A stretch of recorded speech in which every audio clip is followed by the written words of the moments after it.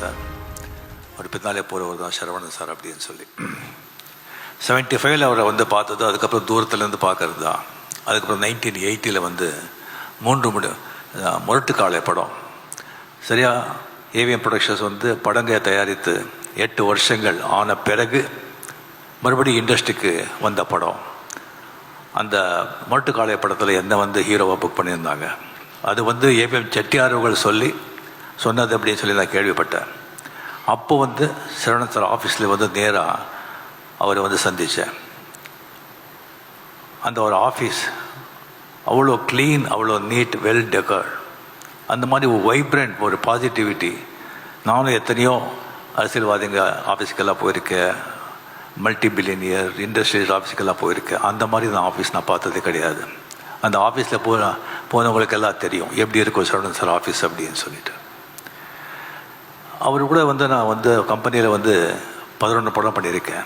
9 படம் எஸ்பி முத்துராமனோடவே பண்ணியிருக்கேன்.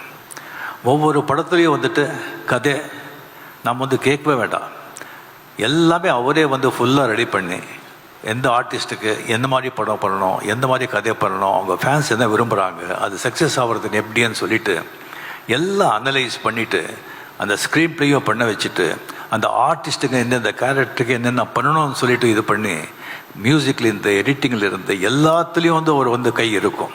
ஆனால் அது யாருக்கும் தெரியாது. எப்படி இந்த கண்ணன் மகாபாரத குருஷேத்திர யுத்தத்தில் எந்த ஆயுதமும் வேண்டாமல் ரதத்திலே உக்காந்துட்டு எப்படி ஜெயிச்சானோ அந்த மாதிரி ஒரு ஆஃபீஸில் உக்காந்துட்டு எல்லா படத்தையும் ஜெயிக்க வைப்பார், எல்லா படத்தையும் வெற்றி படமாக்குறாரு. எத்தனையோ ஒரு இன்சிடென்ட்ஸ் இருக்குது அவரை பற்றி சொல்கிறதுக்கு. ஒன்று மட்டும் நான் இது இப்போ சொல்கிறதுக்கு நான் சொல்கிறேன். அதாவது எஜமான படம் உதயகுமார் டைரக்டர், அவருக்கு அந்த கதை சொன்னாங்க, ரொம்ப நல்லா இருந்தது. அது நல்லவருக்கு நல்லவன், ரொம்ப சென்டிமெண்ட்டாக ரொம்ப நல்லா போன படம் அது. அப்போ சரவணன் சார் சொல்லிட்டு இருந்தாங்க, இதே மாதிரி ஒரு சென்டிமெண்ட் படம் எடுக்கணும் அவர் பிரதர், நல்ல கதை பிடிக்கணும்னு சொல்லியிருந்தாங்க. அப்போ நான் அவர்கிட்டே சொன்னேன், சார் இந்த மாதிரி உதயகுமார் நல்ல கதை வச்சுருக்காங்க, நல்ல டைரக்டர், அவர் படம் பண்ணலாமா அப்படின்னு சொல்லி. அவர் கதை கொடுக்குறாரா? இல்லை சார், அவர் தான் டைரக்டர், கதை எப்படி பிரதர், நம்ம எஸ்பி முத்துராமன் இத்தனை படம் பண்ணியிருக்காங்க, அவரை விட்டு நம்ம பண்ண முடியாது, அது நம்ம அவர் ஆக்டிவாக இருக்கும்போது பண்ண முடியாதுன்னு சொன்னாங்க. சரி சார் அப்படின்னு சொல்லி வந்துட்டேன் நான். அதுக்கப்புறம் ஒன் டே முத்துராமன் சார் கூப்பிட்றாரு, நீ ஷூட்டிங்கில் எனக்கு கேள்விப்பட்டேன், நான் இவேஎம்ல இருக்கேன், சரவணன் சார் கூட இருக்கேன், இங்கே வரையான்னு சொல்லிட்டு. சரி, அங்கே போகும்போது சொன்னாங்க, இந்த மாதிரி நான் சார்கிட்ட சொல்லியிருக்கேன், நீங்கள் அந்த படம் பண்ணுங்க அப்படின்னு. சரவணன் சாருக்கு மனசே இல்லை. சார் முத்துராமன் சார் நீங்கள் சொல்கிறீங்க, அதுக்காக நான் பண்ணுறேன், எனக்கு மனசு இல்லை, பட் எனக்காக நீங்கள் ஏவிஎம் ஸ்டுடியோவில் ஒரு ரூம் போட்டு கொடுக்குறேன், டெய்லி அந்த ரூமில் நீங்கள் வரணும், அங்கே நீங்கள் இருக்கணும், கண் முந்தாலும் நீங்கள் இருக்கணும், அப்போ தான் எனக்கு நிம்மதின்னு சொல்லி. அப்போலேருந்து எஸ்பி முத்துராமன் சார் இப்போ வரைக்கும் ஏவிஎம் ஸ்டுடியோவில் ஒரு ரூம் இருக்கும். அது அவருடைய நட்புக்கு ஒரு இலக்கணம். அவர் எனக்கு சினிமா மட்டும் இல்லை, ஒரு தனிப்பட்ட முறையில் எவ்வளவோ ஹெல்ப் பண்ணியிருக்காங்க. ஒரு வாட்டி இங்கேயே குடம்பாக்கத்தில் ராகவேந்திர மண்டபம் கட்டியிருக்கேன். அங்கே சரவணன் சார் போகும்போது இடம் பார்த்துருக்காங்க. எங்கிட்ட கேட்டாங்க, அந்த இடம் ஏன் அப்படியே விட்டுருக்கீங்க?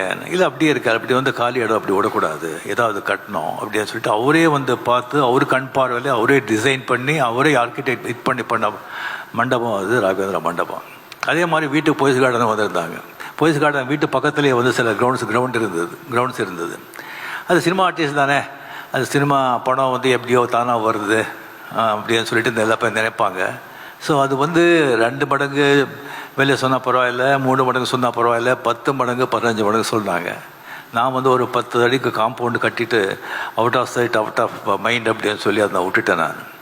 அதுக்கு சரவணன் சார் வீட்டுக்கு வந்தாங்க, என்ன பிரதர் இங்கே சவுரி கட்டிருக்கீங்க? நான் சொன்னேன், இந்த மாதிரி சார் கிரவுண்டு இருக்குது, என்னோட விலையை சொல்கிறாங்கன்னு சொல்லி. இல்லை பிரதர், அது என்ன விலை இருந்தாலும் சரி நீங்கள் வாங்கிடுங்க, அங்கே வேறு யாராவது அவங்களுக்கு டிஸ்டர்பன்ஸாக இருக்கும், இன்னும் நாளைக்கு நீங்கள் ரிக்ரெட் பண்ணுவீங்க அப்படின்னு சொல்லி. இந்த மாதிரி எவ்வளவோ விஷயங்கள், எவ்வளோ. அதுக்கப்புறம் சிவாஜி படம் பண்ண பிறகு என் கேட்டு சொன்னாங்க, நீங்கள் 90ஸ்ல 2 வருஷத்துக்கு உடம்பு பண்ணுறீங்க, 3 வருஷத்துக்கு உடம்பு பண்ணுறீங்க, வேண்டாம் பிரதர், வயசு ஆக பிஸியாக இருக்கணும், ஆக்டிவாக இருக்கணும், உடம்புக்கும் நல்லது மைண்டுக்கும் நல்லது, அட்லீஸ்ட் வருஷத்துக்கு ஒரு படம் பண்ணுங்க அப்படின்னு சொன்னாங்க. அது இப்போவும் நான் அது பண்ணிகிட்ருக்கேன். ஸோ சரவணன் சார் இண்டஸ்ட்ரியை மீறி வெளியே கூட அவருக்கு அவ்வளோ மரியாதை, ரெஸ்பெக்ட். ஏன்னா அவர் அப்படி வாழ்ந்தார். Is a real gentleman. Even அரசியலில் எந்த அரசியலும் அவர் சார்ந்தவர் இல்லை, இருந்தாலும் எல்லா அரசியல் கட்சி தலைவர்களும் எம்ஜிஆர் சார் அவர் ஷரீஃபாக்கி அழக பார்த்தாரு. ஜெயலலிதா கூட அவர் மேலே அவ்வளோ மரியாதை. கலைஞர் சார் சரவணன் சார் மேலே எவ்வளோ மரியாதைங்கிறது சொல்லி தீராது. அப்படியே அந்த சிவாஜி படம் எல்லாருக்கும் உங்களுக்கு தெரியும். அது வந்து ஒரு அரசுக்கு எதிரியாக நான் சொல்லியிருக்கேன் ஆல்ரெடி. அரசியல்வாதிகளுக்கு எதிராக எடுத்த படம். அது வந்து கலைஞர் சார் அந்த படத்தை பார்த்தது மட்டும் இல்லாமல் அது வெற்றிலாக வந்து கலந்து கொண்டு எல்லாருக்கும் வந்துட்டு சீஃப் கெஸ்டாக இருந்து கலந்து கொண்டு எல்லாருக்கும் கேடையை கொடுத்தாங்க. அது எதற்காகன்னு சொன்ன ஓன்லி ஃபார் சரவணன் சார் அந்த மரியாதை. அப்படியே இப்போ ஸ்டாலின் சார் மரியாதைக்குரிய சீஃப் மினிஸ்டர் சார் இங்கே வந்து இவ்வளோ வேலையை விட்டு இங்கே வந்திருக்காங்க அப்படின்னு சொன்னால் சீஃப் மினிஸ்டர் வந்து ஒவ்வொரு நாளும் வந்து விலை மதிக்காத நாட்கள் இருந்தாலும் தேர்தல் நேரம்னு சொன்னால் ஒவ்வொரு நாளும் ஒவ்வொரு மணித்துளியும் ஒவ்வொரு வினாடியும் வந்து விலை மதிக்கவே முடியாது. அந்த மாதிரி இருந்து கூட அது எல்லாத்தையும் விட்டுட்டு இங்கே வந்திருக்காங்க சொன்னால் இங்கே வந்திருக்கிறதுனால வந்து ஒரு 100 ஓட்டு ஒரு ஜாஸ்தி கிடைக்காது. பட் இருந்தால் கூட அவர் இங்கே வந்திருக்காங்க சொன்னால் அது வந்து சரவணன் சாரோட எந்த மாதிரி வாழ்ந்திருக்காங்க எடுத்துக்காட்டு. அட் த சேம் டைம் நம்ம மரியாதைக்குரிய நம்ம சிஎம் அவர்களுக்கு என்ன மாதிரி ஒரு பண்பு கொண்டவர், ஒரு உயர்ந்த உள்ளங்கிறதுக்கு ஒரு எடுத்துக்காட்டு. ஸோ நமக்கு வந்து ஒரு அசையாத சொத்து,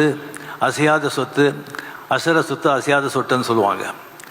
இதில் வந்து ஒரு அசையாத சொத்துக்கு தான் எப்போவுமே விலை ஜாஸ்தி, மதிப்பு ஜாஸ்தி.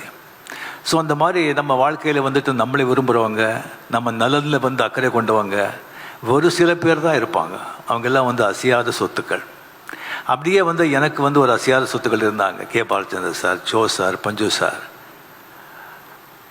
R Veerappan sir, Saravanan sir, doctor Kalaignar அவர்கள் தான். அது காலத்தின் சட்டமோ எனக்கு தெரியாது. நமக்கு யார் ரொம்ப விரும்புகிறோமோ, நம்ம யார் ரொம்ப மதிக்கிறோமோ, நம்ம யார் ரொம்ப பிரியமாக இருக்காங்களோ அது காலம் வந்து சீக்கிரமாக கொண்டு போயிடுறது.